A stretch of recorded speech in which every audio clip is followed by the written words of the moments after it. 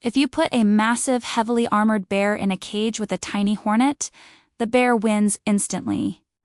But what if the bear is in a dense forest, and it is fighting 1,000 hornets?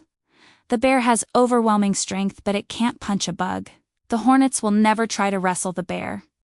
Instead, they will sting it once, fly away, hide, and repeat the process until the giant animal simply collapses from exhaustion.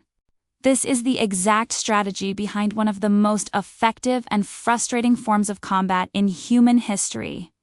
Today, we are breaking down guerrilla warfare.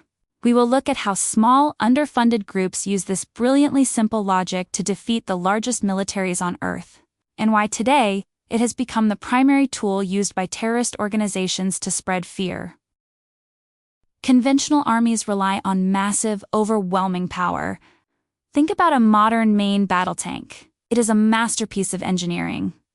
With heavy steel armor and devastating cannons, it is practically unbeatable in a fair head-on fight. But massive power has a massive blind spot. Heavy armor is loud, it moves slowly, it relies entirely on predictable roads, and it constantly needs massive supply trucks to bring it fuel. A guerrilla fighter looks at that war machine and realizes a simple truth. You don't need to fight the heavy armor directly. If you blow up the dirt road underneath it, ambush the unarmored fuel truck behind it, and vanish into the trees before the cannon can even rotate, the giant machine becomes completely useless. The actual term for this strategy was born in the early 1800s. Emperor Napoleon of France had one of the greatest, most organized armies the world had ever seen, and he invaded Spain. But the Spanish people didn't line up in a field to fight the French fairly. Instead, small groups of ordinary farmers and citizens hid in the mountains. They would ambush French messengers, steal their supplies, and disappear back into the rocks. The French army was slowly bled dry by 1,000 tiny cuts. In Spanish, the word for war is guerra, because these were small, fast, chaotic fights. They added a suffix to make it mean little war, which translates to guerrilla. The absolute most powerful weapon a guerrilla force has is not a bomb or a gun, it is camouflage. But they don't use green paint to hide in the jungle. They use regular clothes to hide in the population. In a traditional war, the enemy wears a uniform. You know exactly who to shoot at. But guerrilla fighters are irregulars. They look just like the baker, the farmer, or the teacher.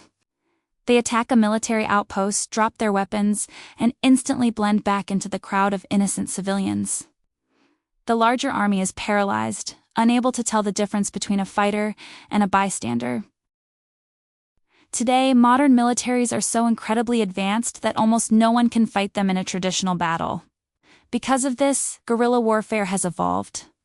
Today, it is the primary playbook used by modern terrorist organizations. Instead of an underdog army trying to defend a farm, these tactics are now often used to intentionally create terror. Terrorists use the ocean of civilians rule to intentionally hide their bases and weapons inside cities, schools, and hospitals. They launch an attack and then hide directly behind innocent people. They do this knowing that if the larger army fires back, innocent civilians will get caught in the crossfire. It is a dark, psychological trap that turns a military strategy into a ruthless tool for spreading fear. Ultimately, guerrilla warfare changes the definition of winning. A large conventional military has to destroy the enemy quickly to justify the massive cost of the war to their politicians and taxpayers back home. They are fighting against a ticking clock. A guerrilla force does not have to destroy the large army. They just have to survive. Their entire goal is to make the war so incredibly expensive, exhausting, and politically damaging that the larger army simply gives up and leaves. For the guerrilla fighter, a tie is a victory.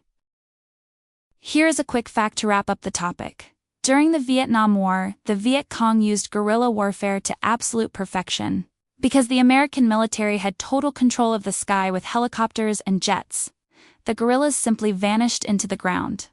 They dug the famous Cu Chi tunnels, a massive 150-mile network of underground pathways, hospitals, and living quarters. They could literally pop out of the dirt, launch a massive ambush, and completely disappear underground before the planes even arrived. Guerrilla warfare proves that technology, armor, and endless budgets are not always enough to guarantee a victory.